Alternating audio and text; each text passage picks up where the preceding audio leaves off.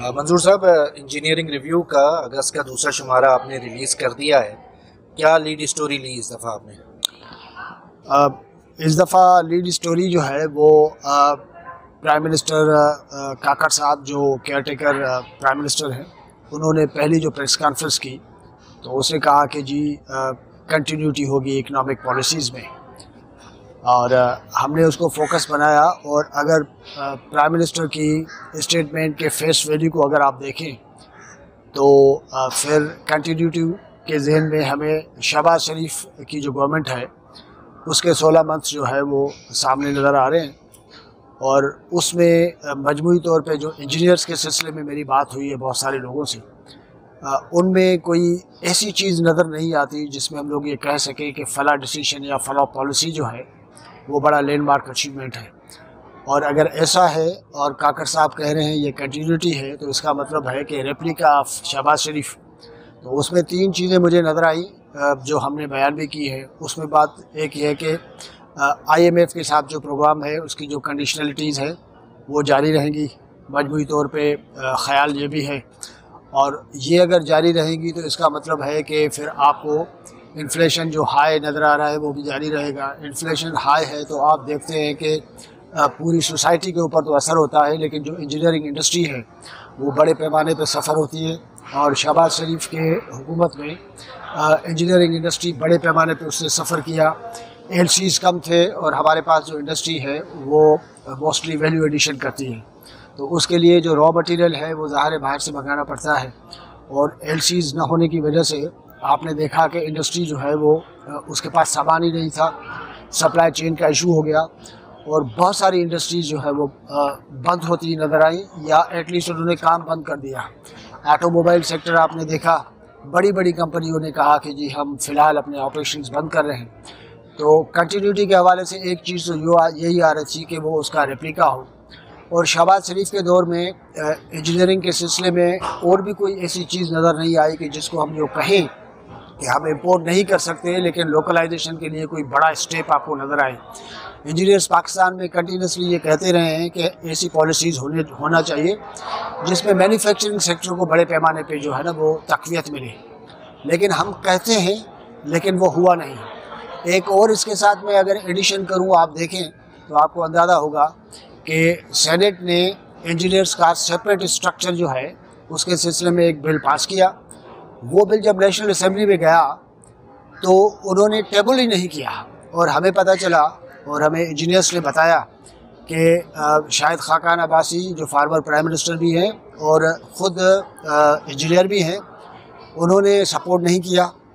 और जब रब्ता किया गया एहसन इकबाल से जो ख़ुद इंजीनियर हैं और प्लानिंग के मिनिस्टर रहे हैं, उन्होंने भी कोई ख़ास उस पर तवज्जो नहीं दी। उसकी वजह से नेशनल असेंबली में ये बिल पास नहीं हो सका।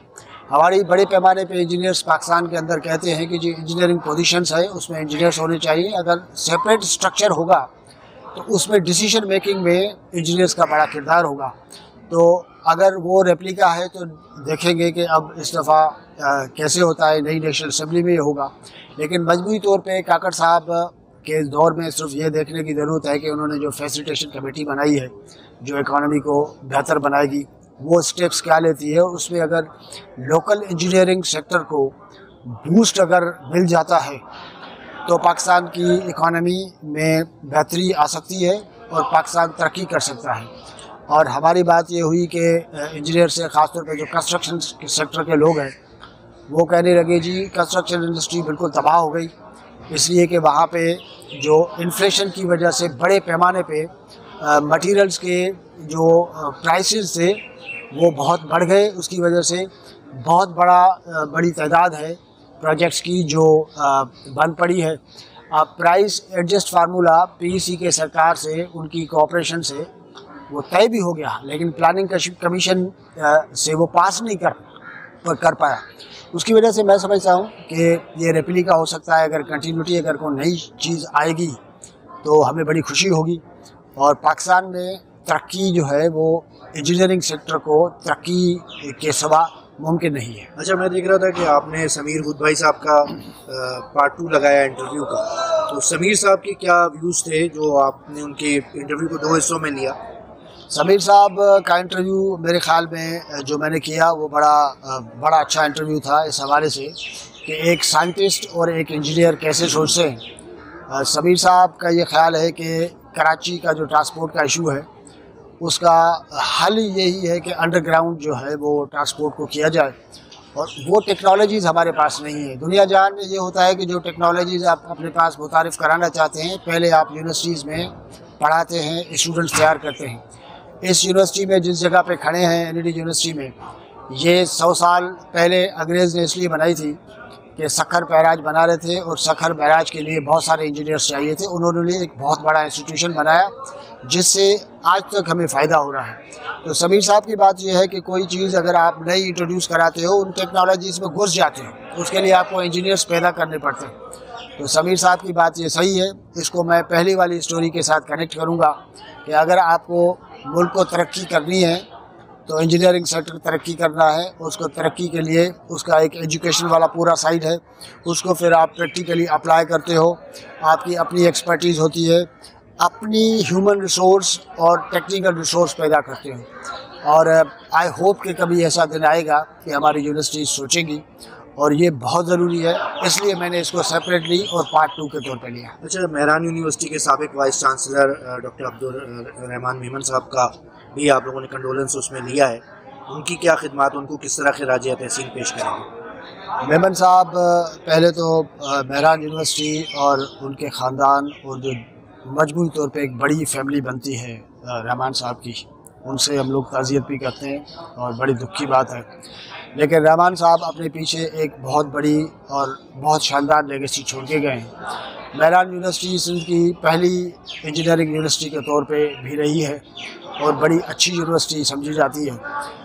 ये जो इसकी शक्ल है, उसकी बुनियादें रखने वाले जो है वो रहमान साहब थे। रहमान साहब के हवाले से मैं जब भी लोगों से बात करता हूँ, क्योंकि मैं वहाँ पे पढ़ा नहीं हूँ, मैं कराची में दाऊद इंजीनियरिंग में पढ़ा, लेकिन मेहरान के अंदर जो लोग हैं जिन्होंने रहमान साहब को देखा, उनके अंडर काम किया, जो उनके शागिर्द रहे, उनका ये कहना है कि रहमान साहब जैसा बहादुर आदमी जो इंजीनियरिंग इंस्टीट्यूशन को खड़ा करने के लिए, इंजीनियरिंग को आगे बढ़ाने के लिए जो बिल्कुल खड़ा हो गया, बिल्कुल एक मजबूत दीवार की तरह, वो थे। और मैं समझता हूँ कि ऐसे लोग हमारी सोसाइटी के लिए, हमारी एजुकेशन के लिए बहुत बड़ा असासा होते हैं। वो फिज़िकली हमारे साथ नहीं रहे, लेकिन मैं समझता हूँ कि वो जो काम करके गए हैं, आगे पता नहीं बहुत सारी नस्लें जो हैं उनकी इस कंट्रीब्यूशन को याद रखेंगी। Thank you very much sir.